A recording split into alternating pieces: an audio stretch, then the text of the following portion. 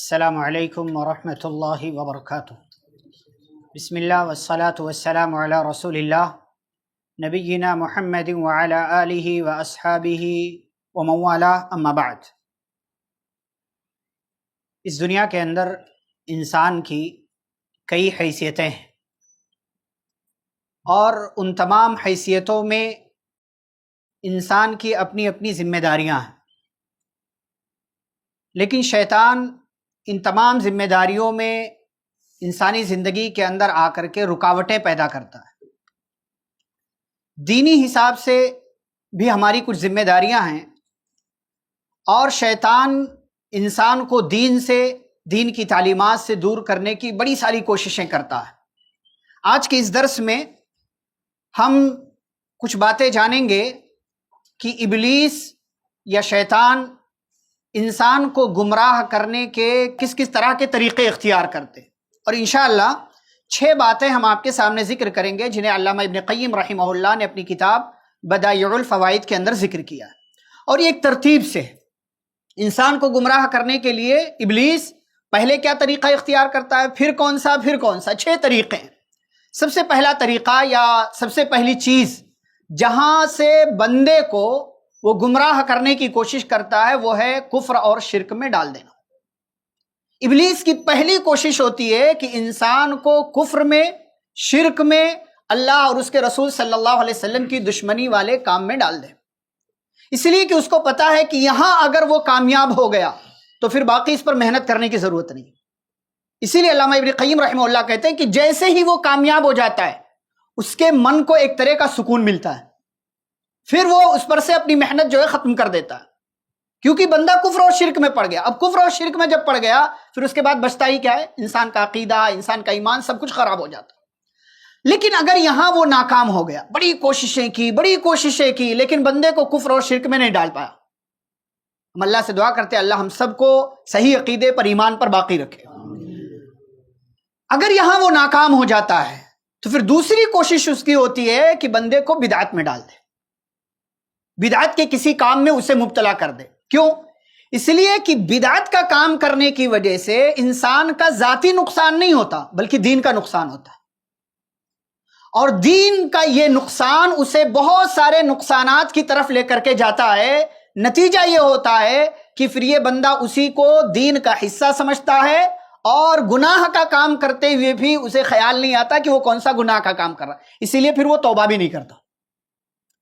اگر یہاں وہ ناکام ہو گیا کہ بندے کو بدعت میں نہیں ڈال پایا تو پھر تیسری کوشش، تیسرا حربہ، تیسرے لیول پر وہ آتا ہے کہ بندے کو کبیرہ گناہوں میں مبتلا کرنے کی کوشش کرتا ہو کہ چلو ٹھیک ہے، کفر و شرک بھی کبیرہ گناہ ہے، بدعت بھی کبیرہ گناہ ہے، لیکن ان دونوں سے بندہ بچ گیا تو اس کے علاوہ جو کبیرہ گناہ ہے ابلیس کی کوشش ہوتی ہے کہ اس میں مبتلا کر دے۔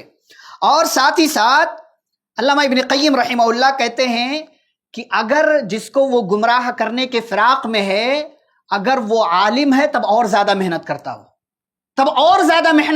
کوششیں کرتا ہے، سارے لوگوں پر وہ کوششیں کرتا ہے، لیکن اگر وہ سامنے والا عالم ہے تو اس کو اور زیادہ وہ گمراہی میں ڈالنے کی کوشش کرتا ہے کہ کسی کبیرہ گناہ میں اس کو مبتلا کر دیا جائے۔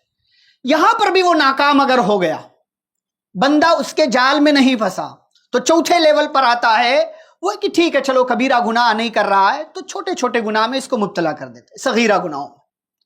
اور یہ صغیرہ گناہ تھوڑا کامیاب جب ہو جاتا ہے وہ، تو پھر کیا ہوتا ہے؟ بعض صغیرہ گناہ ایسے ہوتے ہیں جمع ہو جائے تو بندے کو ہلاک کر دیتے ہیں۔ شرک اصغر، چھوٹا شرک ہے، لیکن بندہ اگر کر رہا ہے تو ایک دن کیا ہوتا ہے؟ شرک اکبر کر لیتا ہے، بڑا شرک کر لیتا ہے۔ تو اسی لیے وہ صغیرہ گناہوں میں بندے کو مبتلا کرنے کی کوشش کرتا ہے۔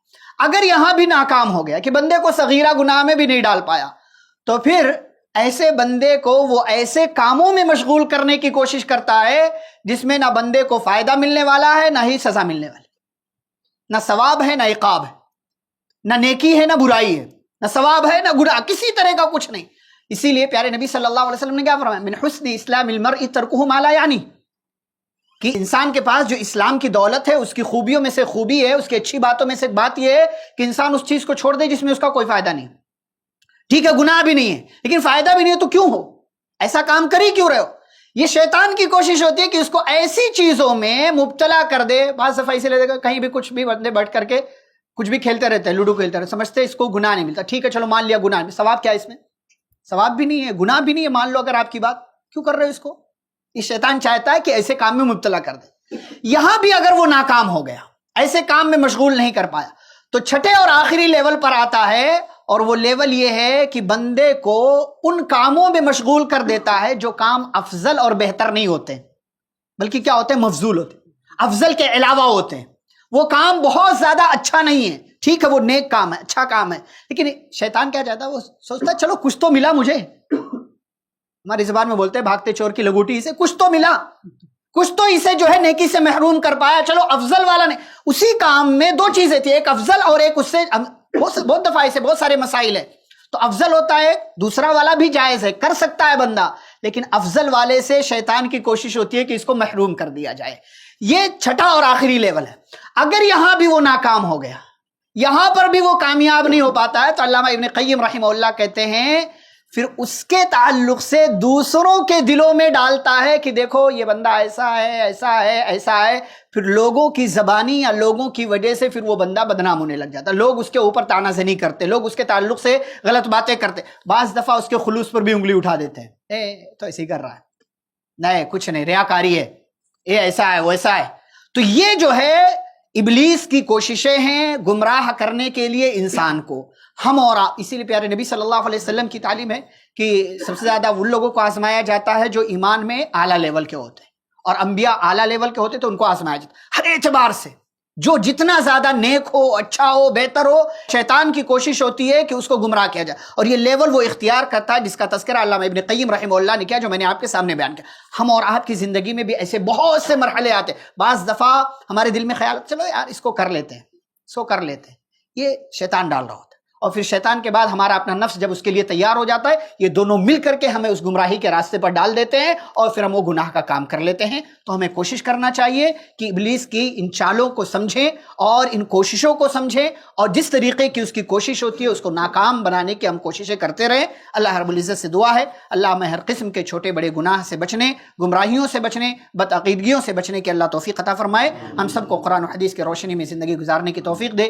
آمین. وصلی اللہ علیہ نبی الکریم. السلام علیکم ورحمۃ اللہ وبرکاتہ. ایسے ہی فائدہ مند اسلامک ویڈیوز دیکھنے اور منہج سلف پر کتاب و سنت کی تعلیمات کو عام کرنے میں ہمارا تعاون کریں, تاکہ آپ کے لیے ذریعہ نجات, جنت کے حصول کا سبب, ساتھ ہی مال میں برکت و اضافے کا ذریعہ بھی بنے. آمین. جزاک اللہ خیرن.